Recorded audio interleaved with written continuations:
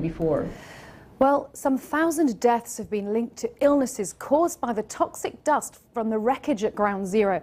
And a little earlier today, it was announced that survivors will be entitled to free monitoring and treatment for many types of cancer. The extended medical care will be covered under the Zadroga 9/11 Health and Compensation Act. Now, that is named after James Zadroga, who died of lung disease. That was connected to the World Trade Center dust. Joining me from New York via webcam is managing partner of Barasch and McGarry, the law firm representing the Zadroga family and thousands of other World Trade Center first responders. Michael Barasch, thank you very much for speaking to us. Just tell us, what does today mean for those that you represent, both emotionally and practically? Well, first of all, thank you. It's a pleasure to be here today with you.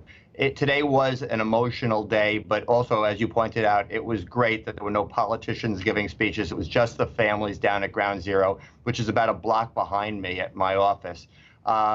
Yesterday's fight was a bittersweet victory. While it's certainly great that the people who have cancer finally get acknowledged for their sacrifices, and that's, of course, an important thing for them, there simply wasn't enough money put aside by Congress to compensate everybody who sustained respiratory illnesses and now the 50 cancers that the National Institute of Health has acknowledged was linked to the toxins. So on one hand, we're all very delighted. Now comes the second battle, extending the deadline and getting more funding. Right, so this only lasts until 2016, I believe.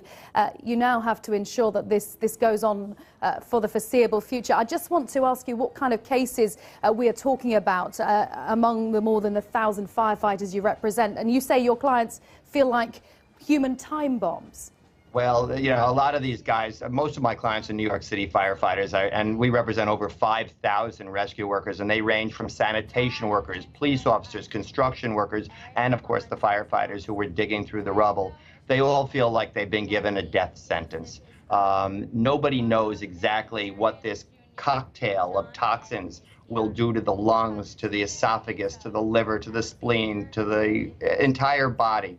But now we know that there's at least medical treatment available and compensation to those of them who lost their careers. Look, I'm a lawyer. If I have severe asthma, I can still do my job. So can you, Karen.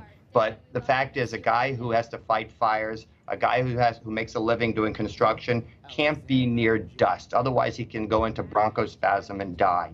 So it's not just a matter of guys suffering some respiratory disease, COPD, reactive airways disease. These are the most common respiratory problems that we're seeing so far, but now we're seeing an outbreak of lung cancer, esophageal cancer, and it's really scary to these guys, as you can imagine. Yeah, it must be absolutely terrifying, and the unknown quantity of it must be even more frightening. People might look at this and think it's 11 years on. What has taken so long to get this in place? What have been the obstacles along the way for you? Well, it's been a long battle because, quite frankly, there are a lot of politicians. I know you're thinking how shocking that political and Democrats versus Republicans could have a fight on this. But in fact, we had a big fight because, notwithstanding the fact that so many politicians west of the Hudson River, and for your viewers, that means just west of New York City, they all said the right thing, which is, oh, we have to take care of these rescue workers.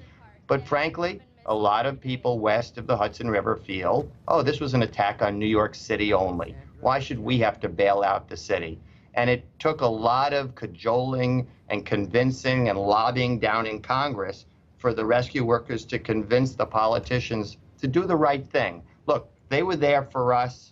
We now have to be there for them. And I'm proud of the fact that our system, as silly as it sometimes may seem to you and your people out in England, it eventually did the right thing here, and it worked. Michael Barasch, thank you very much for speaking to us there. One block from Ground Zero, a lawyer for the thousands of emergency workers from 9/11.